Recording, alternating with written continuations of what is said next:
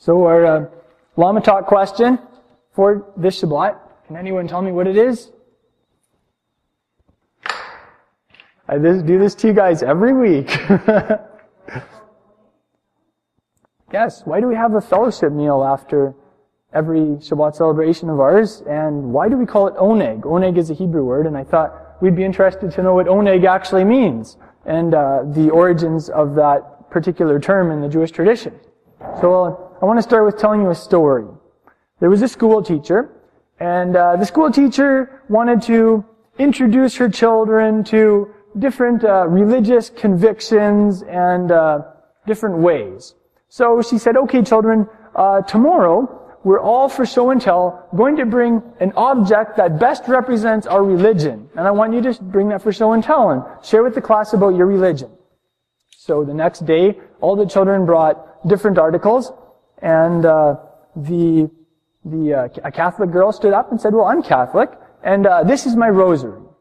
And then a Muslim boy stood up on the other end of the class and said, well, I'm a Muslim, and this is my prayer mat. And then another girl stood up and she said, well, I'm Messianic, and this is my crock pot. I'm not sure if you noticed, but in the Messianic community, we have a very strong affinity to eat with each other. We love eating with each other. And somewhere along the way, someone made the discovery of just how useful the crock pot is in helping to preserve the sanctity of Shabbat and make it a day when we do as little work as possible and do as little food prep as possible. So we should have a special Hebrew blessing, just thanking the Lord our God, the King of the universe, who has given us crock pots, hey? And electricity too. Yeah, that's a good one. Right. That's a good point. So anyway, I thought that tied in nicely with Oneg. The original version of that I actually heard was about a Baptist girl who stood up and said, this is our crock pot. Baptists apparently are famous for having potlucks quite regularly, but I think the Messianic community even beats the Baptists hands down. Having a potluck every week is pretty impressive. So, so let's have a look at a scripture about Shabbat. This is a classic scripture, and I really enjoy it. It's post-Torah. It's in the book of Isaiah. And it kind of gives a further feeling for what Shabbat is all about. We were even talking at our highest Sod lesson this last week about, is Shabbat just a day to veg out and sleep in? Or is there maybe a greater purpose for Shabbat? Is there a higher end that we can be focused on? In Isaiah, Yeshayahu chapter 58, excuse me, we read,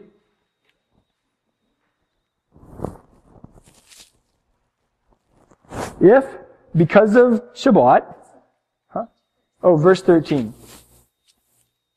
I can see it here, but I guess you all can't see it there. Isaiah 58:13. That's the problem with perspective. If because of Shabbat you turn your foot, everybody shake your foot, turn your foot from doing your own pleasure on my holy day, and call the Shabbat a delight. Everybody say, a delight. The holy day of Yahweh honorable, and honor it, desisting from your own ways and seeking your own pleasure and speaking your own word. Then you will take delight in Yahweh, and I will make you ride on the heights of the earth, and I'll feed you with the heritage of Jacob your father, for the mouth of Yahweh has spoken. How many of you have experienced that as you've begun to discover the joy of Shabbat and dedicating that 24-hour block of time to just spending quality time with the Creator of the universe and with His people? You just find yourself taking greater delight in Him. You find yourself anticipating Shabbat throughout the week. It is such a sweet time. You find yourself being fed, deeply nourished by His Word and by the Torah and Shabbat. I've really experienced this. And the key word here is what we call Shabbat. We call it a delight. I have my Tanakh here, and I'll just read you that little phrase. And I want you to listen for any Hebrew words that you may recognize. Vikarata l'Shabbat Oneg. Vikarata l'Shabbat Oneg. So it says, and when you call Shabbat Oneg. So the Hebrew word Oneg means a delight. We call Shabbat Oneg. We call Shabbat a delight. And it's the day when we do special things to make it even more delightful. I really love how in the Jewish tradition they do that. You'll do special things on Shabbat. You'll have special treats. I think especially children love that. I like to take a little cardamom spice and drop it in my coffee on Shabbat. That's one of the little ways that I make Shabbat special. Yeah, that would be a little example of that. And I love the... Cardamom? Yeah, I like it. And I like also how it talks about, again, not just vegging out or doing what we feel like, but seeking His pleasure and speaking His word. I know that's one that I've been aspiring to grow in the last year, is not only making Shabbat a day when my actions are in accord with the Torah, but making it a day when my speech is an expression of Messiah, letting the word of Messiah dwell richly in me. And what a great day to focus on that. So there are two other verses that I like about Oneg, reflecting how apparently the early believers also really enjoyed eating together. They like to do Oneg together. In Acts chapter 2, we can look at that with each other. Acts chapter 2, verse 42, immediately after these 3,000 new disciples are immersed in water, and it says they were constantly devoting themselves to the apostles' teaching and to fellowship, to the breaking of bread and to the prayers and to prayer. And we see here that the early believers loved fellowshipping with each other. They loved the friendships that were developing between each other, and they fostered those, and they enjoyed eating together. Breaking bread is the Hebrew idiom for eating together. And I also love how when we take that loaf of challah, we break bread literally together. We break that loaf up and we devour it amongst each other with great relish.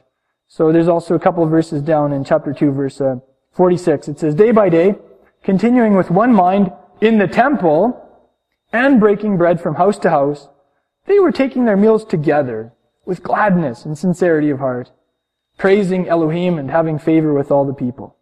So we just see this picture of the believers spending a lot of time together, worshiping in the temple context, and also visiting each other's houses, having meals together.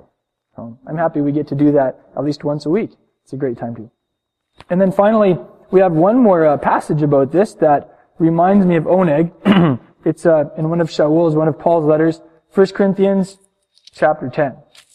And he's referring here contextually to the, I believe, to the Pesach Seder, the Passover meal, in 1 Corinthians chapter 10, verses 16 and 17. But I think there's a deeper principle here that applies to every time we break bread together. 1 Corinthians chapter 10, verse 17, he says, since there is one bread, we who are many are one body. Why? For we all partake of the one bread. So that's a cool picture, isn't it? When we take that loaf of challah and we break it, and we eat it, it's like a picture of the deep unity that we have with each other through Yeshua, who is the living bread, who's been resurrected from the dead and whom we have all ingested. So that's what I love about Shabbat. The big test of the year to see how many of us are really serious about our faith is Yom Kippur. Because that's the one day of the year when we don't get together and eat. So if any of us are just coming for the freebie meals, that's the day when we figure out who it is. I'm just joking about that. But it is kind of funny. It's like, wow, this is different. We're not eating together. Any comments or questions about Oneg? Yeah, you're right. The root for that is chavar.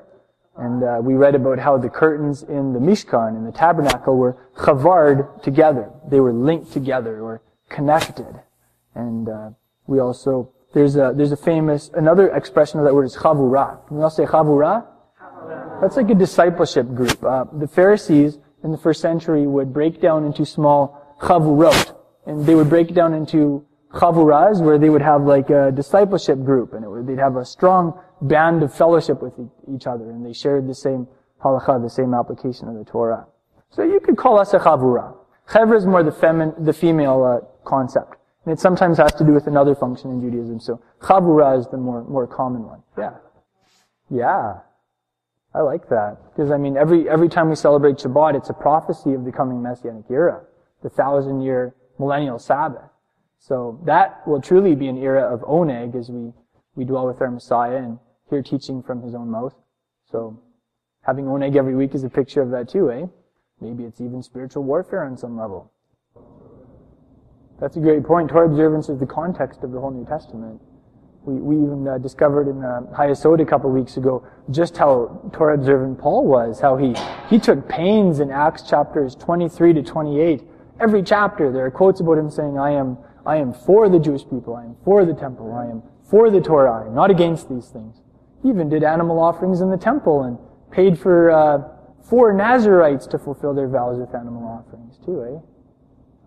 That is such relevant context, and it's amazing how that escapes our notice somehow.